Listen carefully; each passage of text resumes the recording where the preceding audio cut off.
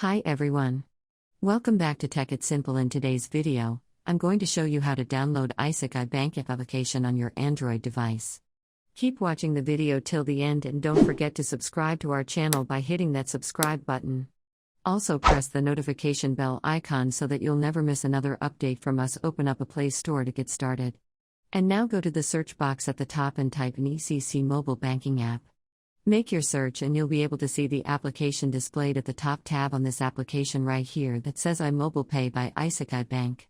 This is the official mobile banking application for ICICI Bank. Simply tap on the install button right beneath in order to download the application.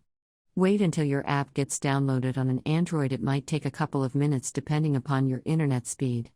Once the application is downloaded and installed on an Android, you'll be able to see an open button popping up right beneath. Tap it on in order to launch your app.